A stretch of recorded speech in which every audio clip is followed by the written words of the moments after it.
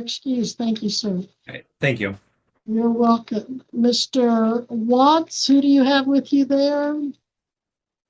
Good morning, Your Honor. I have Ms. McCartney. We are on the record in 2023 TR 1155, State of Kansas versus Susan Marie McCartney. Please announce appearances. Jared Regier on behalf of the state.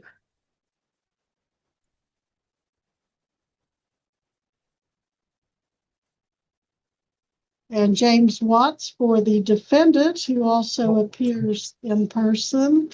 Mr. Watts, how does your client wish to proceed? Well, Your Honor, we received notice that the court had already made a finding that the diversion previously granted had been revoked, and this case was set for a trial of stipulated facts this morning. And Your Honor, that is the state's understanding of the current procedural posture of the matter as well.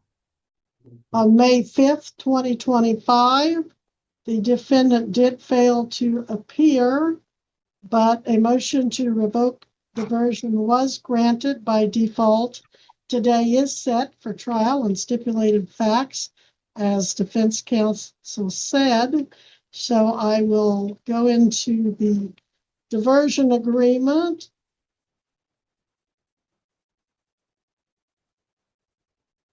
That was filed July 19th of 2023 on the sole count, I believe. Yes, no. The count 1, driving under the influence, and count 2, transporting an open container.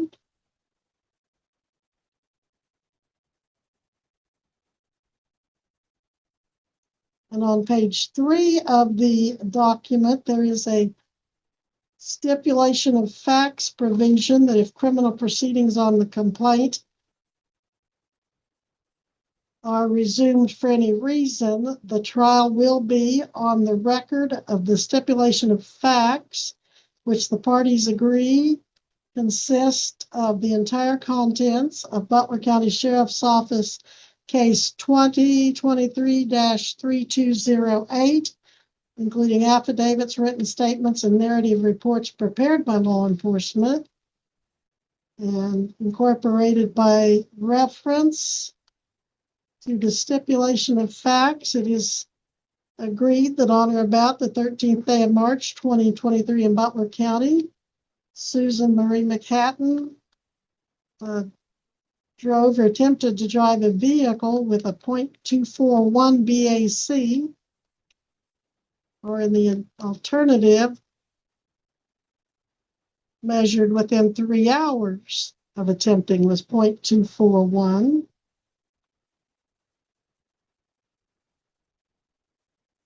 Or in the alternative, that she was driving to a degree that left her incapable of safely driving a vehicle. Certainly driving, and then in count 2 on that same date and location, she had, while driving, an alcoholic beverage that was not outside its locked container, and it was, as I said, an alcoholic beverage. So based on the stipulation of facts in the diversion agreement, I find the defendant guilty of count 1, driving under the influence of alcohol, and count 2, transporting an open container. If there is an alcohol and drug evaluation, a timely one available, we could proceed to sentencing. Counsel, do we have such an evaluation? Your Honor, I would note a drug and alcohol evaluation was provided to the state at the time of the diversion agreement. That was included as part of the diversion package. All right, so that would have been probably within the last year. Counsel for the state, is that on file? Your Honor, the diversion in the diversion agreement appears to be signed over 2 years ago to the day in July of 2023. Oh, I'm sorry. To proceed on that front or not. This is a case that does have a certain degree of age to it. Because of the age, I am going to order that she obtain a new alcohol and drug evaluation. And I'll set this over for sentencing. Now, Ms. McCartney, you go get that evaluation. Go get it within the next 2 weeks scheduled. I'd say within 7 days, call and get it scheduled. Call and get it scheduled. And Jen, when will we be sentencing her? September 29th, Your Honor. You must be back here September 29th at 9 a.m. Ms. McCartney, you must come with the alcohol and drug evaluation and make it available to your attorney so that he can get it to the court in time for the hearing.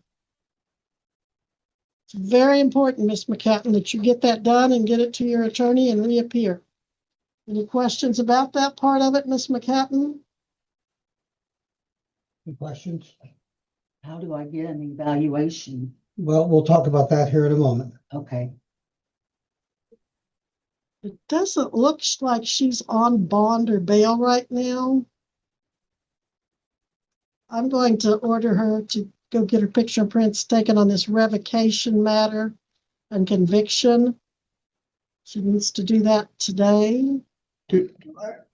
Your Honor, do I understand that the court's ordering her to go out to the jail and get a new set of prints? And Well, I think she needs to. She doesn't have a bond, and I'm going to set it at 2,500 OR. well, Judge, I understand the bond issue. I think that I don't necessarily that does not require prints and photographs. She got prints and I think- photographs taken at the time of this incident. Yeah, I think you're right. So just go out and get her 2,500. She could probably do that at the courthouse, 2,500 bond. Court security too, she could just go over and get her bond with you? She can. She can, Judge. Just have her come to the front desk and we'll make it out. What is that on, Judge? It's on 23 TR 1155. It was a motion to revoke diversion. She failed to come to the last hearing. Judges, I'm thinking about it, if I may.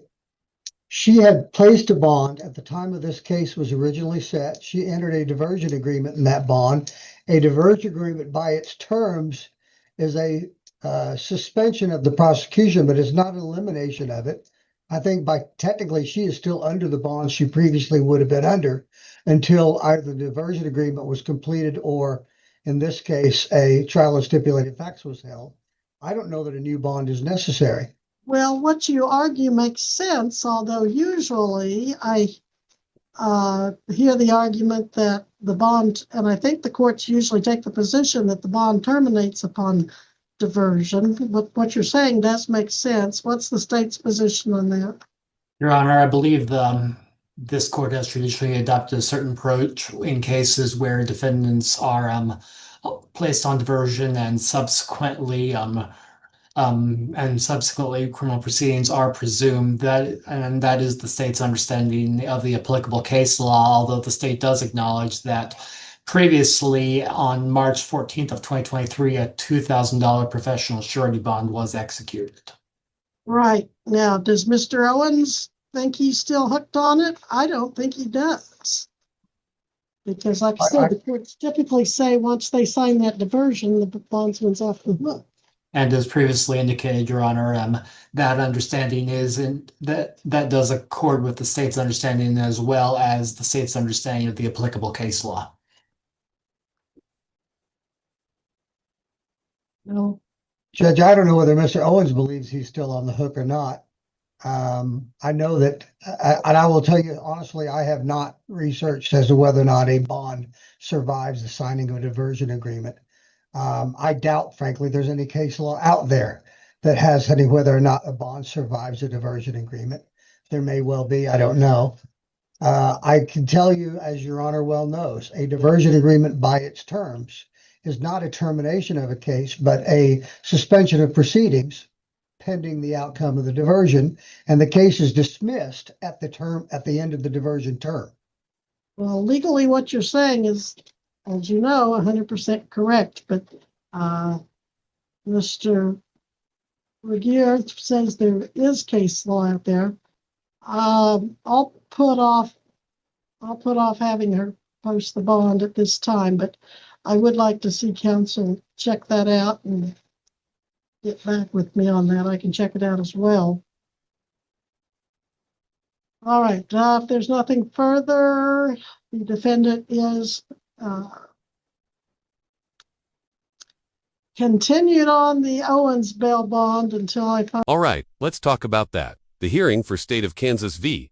Susan Marie McCartney was a classic courtroom moment where legal procedure meets everyday reality with a bit of a time warp thrown in for good measure. McCartney was back in court after her diversion agreement was revoked by default when she failed to appear back in May. The case, originally stemming from a 2023 DUI and open container charge, had all the usual moving parts, stipulated facts, bond questions, and a judge who clearly had seen just about every argument in the book. Judge Webster presided with a measured, practical tone, firm when needed, but not overly harsh, and walked both sides through what amounted to a procedural reset. There wasn't a lot of drama here, but there was something quietly compelling about the tug-of-war over the bond.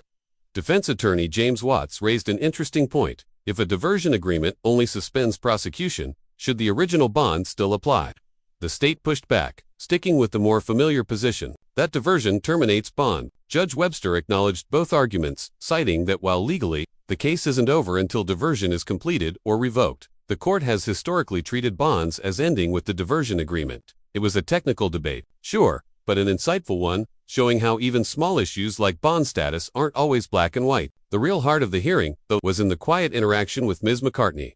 The judge reiterated that a new alcohol and drug evaluation was required, even though one was done as part of the original diversion package. And when McCartney asked, a little lost, "How do I get an evaluation?" it reminded us that not everyone walks into court fully prepared, or even fully informed, and that's okay. Judge Webster didn't chastise her. He said, "We'll talk about that here in a moment." That one line said a lot about his courtroom demeanor, structured but human. The bond issue got one more turn when Judge Webster decided to hold off requiring a new one, at least for now, pending more research. McCartney was ordered to show up again on September 29th with a fresh evaluation in hand, and to make it available to her attorney. In the meantime, the judge set a $250 on recognizance bond just in case, but didn't make her post it until the court could determine if her original bond with a surety was still valid. So while this hearing didn't feature fireworks or dramatic twists, it was a great example of the court doing exactly what it's supposed to do, applying the law with consistency, hearing both sides, and treating the defendant like a person, not just a file number. And hey, bonus points to the judge for not sending her on a wild goose chase over fingerprints and photos. Common sense still wins some days. If you found this hearing insightful, consider subscribing, hitting the bell, and letting me know your thoughts in the comments below. I read every one.